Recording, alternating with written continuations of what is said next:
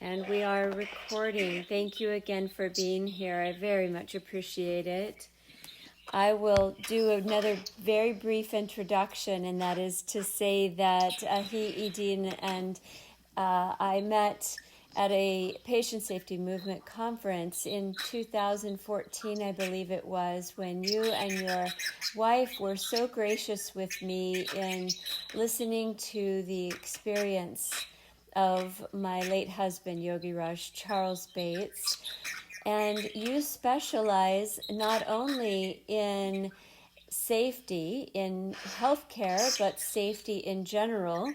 And you came to mind, Ehi, when I began to produce this COVIDio 4.0 series, when I began to see you doing so well, trying to stay in good communication even during this time of social distancing. So with that, I would like you to please tell us a little bit about your occupation and what you do, and also if you would speak to how you are trying to keep people connected during this time of physical distancing that is necessary due to the COVID-19 virus.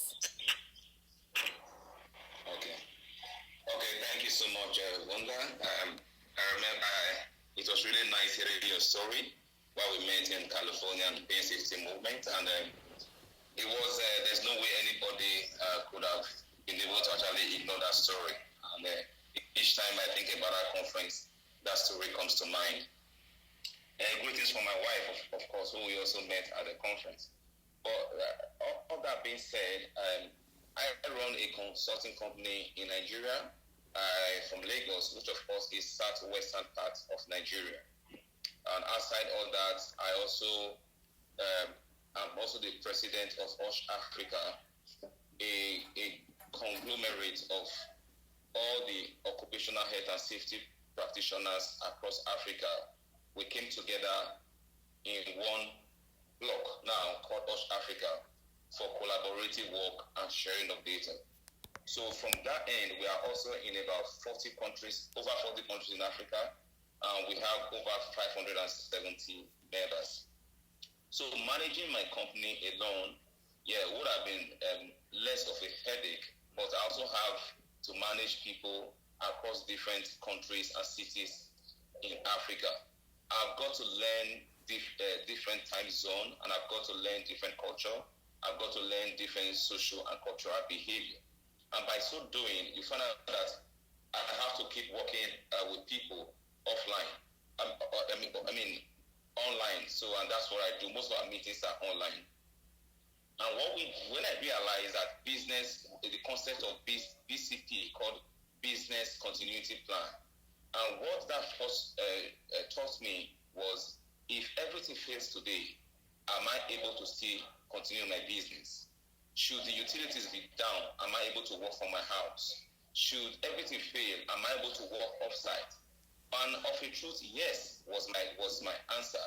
And when I realized that, I started putting a lot of things in place, like having what you call cold site and hot site.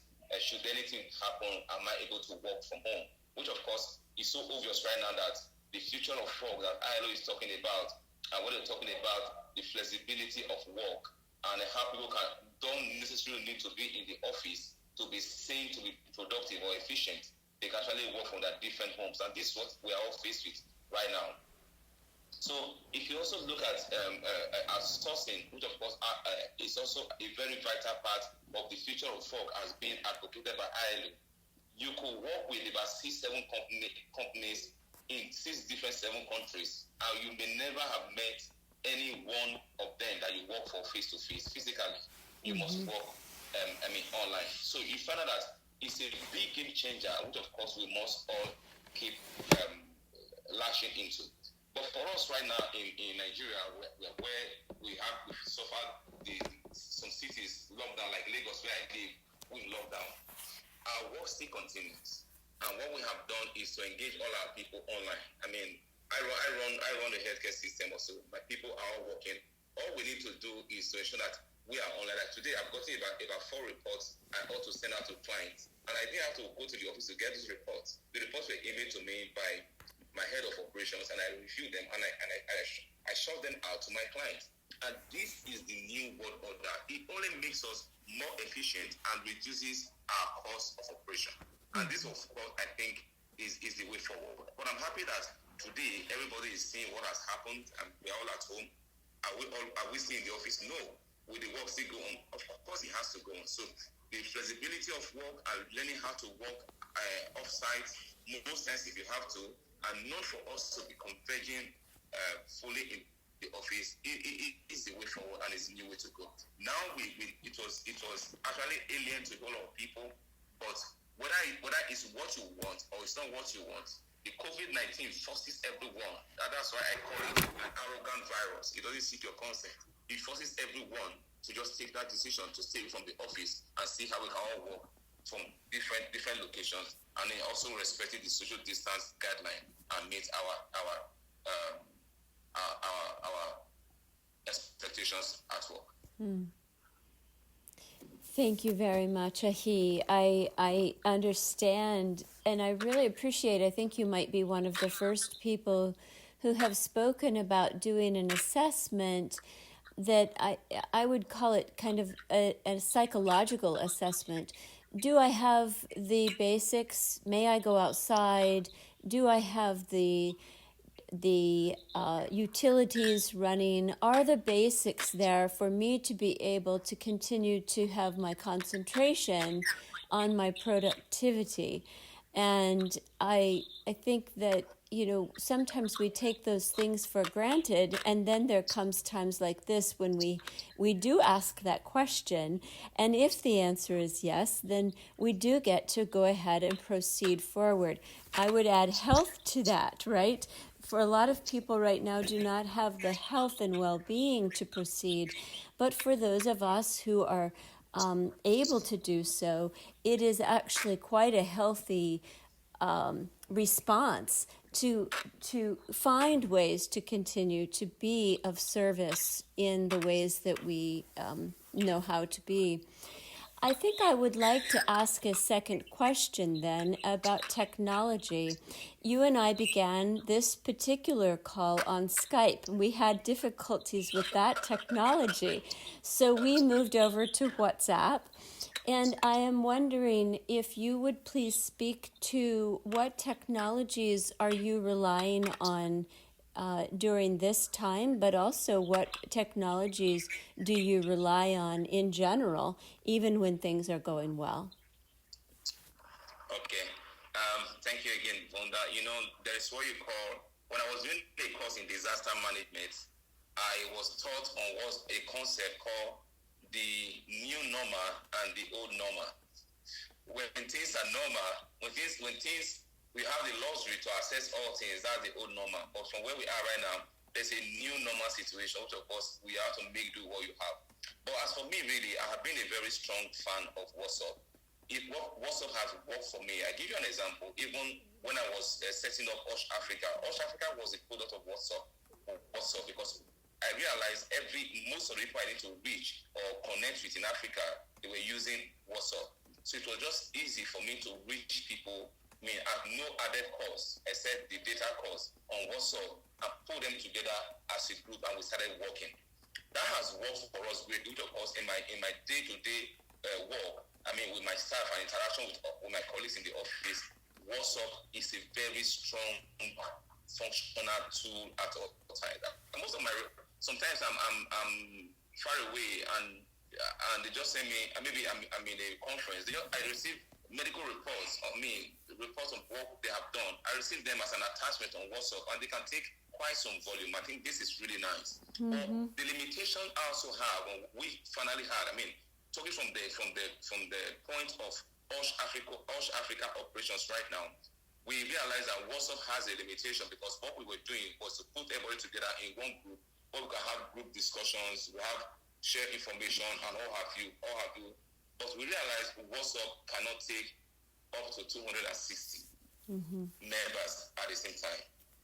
So when we grew beyond 250, 57, going to 260, WhatsApp became what we couldn't use again in Africa. And we started asking, what do we do? Should we have WhatsApp group, we call it WhatsApp group 1, WhatsApp group 2? Yes, if we have that, we'll lose out a lot of members. But that's how we stumbled on Telegram, which of course I've seen to be a very viable tool. And I see people signing into Telegram every day right now, which of course is very useful. Telegram make provision to be able for people to come together in a group for a population of up to 200,000. You can't beat that.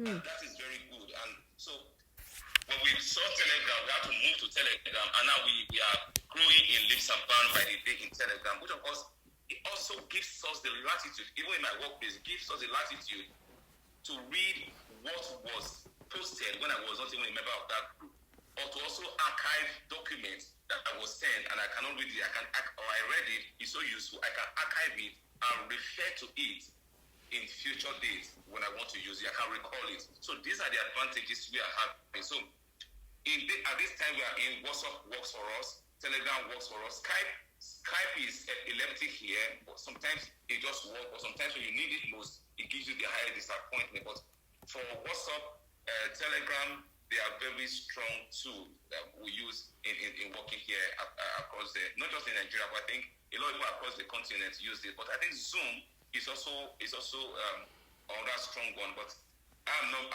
am not really a fan of Zoom. But some people use it so much, and at least I've used it a couple of times. But it works. But just like Skype, but WhatsApp and Telegram, we have found them to become very strong business tools that have come to stay and actually adding value to our business most times now that we have to work from home and working off-site.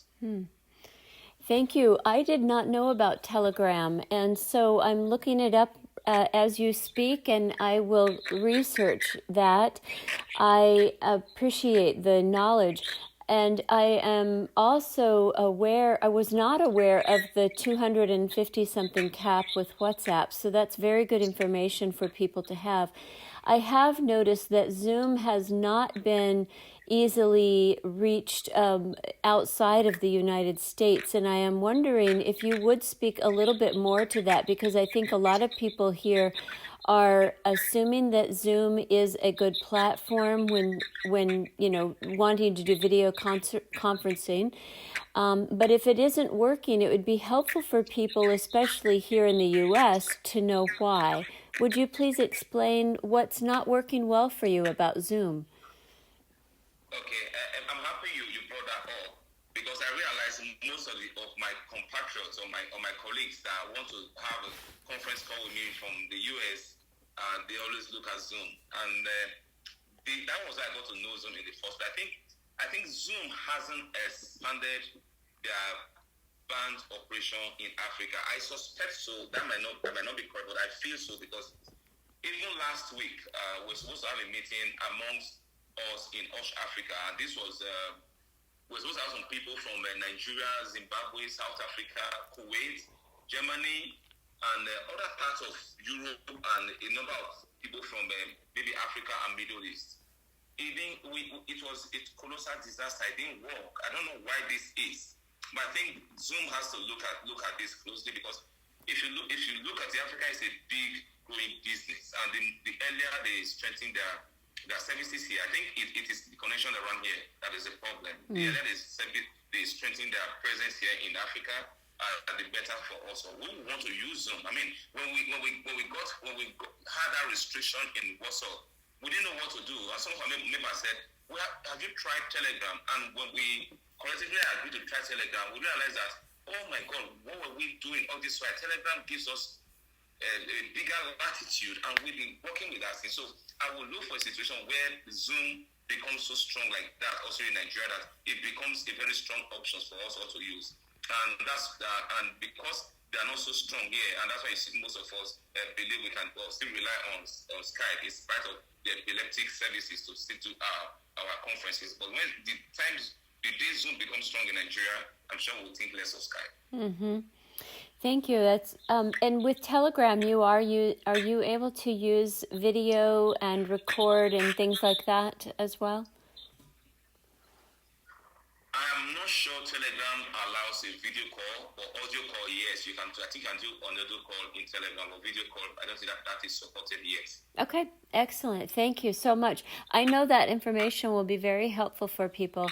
I'm going to turn our attention a little bit from technology to what I will call maybe methodologies or approaches for the psyche, for the spirit, for the heart, for the emotions. This is a very difficult time for a lot of people around the world. And, on the one hand, there's one grace, I think, that comes from it, and that is that we are all focused on one thing. That is so rare, that the entire world would be focused on something other than their differences, but find something that they have in common. And we're in this together. You hear that a lot. And I know that's not true for 100% of the people, but it does seem to be quite true for many of us. And Ehi, I would love for you to just speak to what is working for you and your family personally during this time. How do you approach it from a heart place to stay healthy and well for you, your family, and your loved ones and community? Okay, Vonda, thank you so much. I think yesterday I was having I had a call from the radio station that was also asking a similar question and looking at the mental well-being of people at this time of the crisis we found ourselves. And I told them, yes, nobody planned for this. If it was what we planned for, yes, it would have been able to get prepared for it. But we didn't see this coming. Even when it came, it was like a child's play, but until the whole world got engulfed by this corona virus scare. But what we're doing is, one of the fallout, to start from that, one of the fallout we are going to have in this, after when we finally go back to work, is that you are going to have the waist circumference of a whole lot of people increase beyond what it was before we entered this city lockdown. Now, people sit at home, people who were catered to, very active people, now find themselves sitting at home. And that was what they were telling me yesterday in the radio, that people are calling. Some men are going bananas, and they now sit at home, seeing themselves not being active, wake up in the morning, do some little work, watch television. They are confined within. It's like an imprisonment to them. And this on its own comes with a whole lot of mental health burden. And we must see how we can demystify this. What I say and what I do in my heart is that let's look for how we can turn everything around to our own advantage. Mm-hmm. Let's not see the bad therein only, but let's also see the good in it. For me personally, it has created time for me to bond more with my family. I mean, what I do now is that I do 1 hour work a day, which of course I never had the time. I mean, I would just work on the clothes of my estate. Just wake up, put on my sports clothes with my wife, we do 1 hour work a day, or we're able to do about 4,000 to 5,000 steps every day. And we hold our hands, we walk through the streets. And this is very useful and is healing to us all, not just as a human being, but even to our own marriage and our union. Mm-hmm. For the children, I mean, they see me at home every day right now. This is not Christmas. The only time we actually get complete at home like this, or in this manner, it's only during Christmas period, but it's not Christmas yet. But it looks like we're having Christmas in March, you know. We have to take advantage of this time. What we do is, now I find myself in the kitchen. I have to learn I have to see how I can cook again. This is something I used to do before I became very busy. But now, here I am at home. I have to say I can help to cook again. I mean, today, you can see I had a haircut today. Today, my hair was so good, I didn't know what to do. But I told my wife, you come, you have to sit down and cut my hair. I have a paper at home. My wife brought it out, sat, and she cut my hair. I will send you a photograph of my wife cutting my hair after this stuff. She cut my hair. She gave me a haircut. And these are things that when she was doing it, my children were photographing her. What are we doing with this? We are trying to make fun out of these times we found ourselves in. Mm-hmm. Tomorrow, by the grace of God, our children will be teaching us some dance steps. I mean, from some of the Nigerian local artists who have quite some good dance steps. So I'm going to learn some dance steps tomorrow. So I have game, I have Ludo, I have Word, we have Scrabble. We have to see how we can sit down and take our mind off the fact that, yes, I'm at home right now, what happens to me next? Let's do something that can be interesting and very creative. That's the word. I sit down yesterday with my wife. We play Ludo. She won me, but it's fine. It created fun for us. So you realize by the time you do this and this and this and this, the hours of the day have gone. The next thing is everyone is having their bath and going to bed. So these are the things we must do. But most importantly, we must understand that this comes with a whole of mental health burden, anxiety disorder. We must see what are those positives we can pick from this and use it to work within our mind so that we can create a positive mindset in having the gains of this COVID executive order stay-at-home period instead of getting excessively and we having anxiety disorder and sliding into depression. So we must understand this. Then I also understand that, yes, the seat I sit right now where I'm having the interview with you, it's not an ergonomic seat like the one I have in the office. This is why I call it the new normal. Naturally, I won't use this seat to work, but here we are, we find ourselves at home. Understand the fact that your office, your home, does not have those ergonomic features that your office has. So you have to learn to manage it. And what that tells you is that don't sit in one place for too long because your chair, your seat right now is not ergonomically configured to your body structure. So what I do, I sit for maybe for an hour or two, I take a stroll around, I come back, I continue my work. Why am I doing this? So that I can create physical activity within my workplace. I can also so that we also ensure that the ergonomic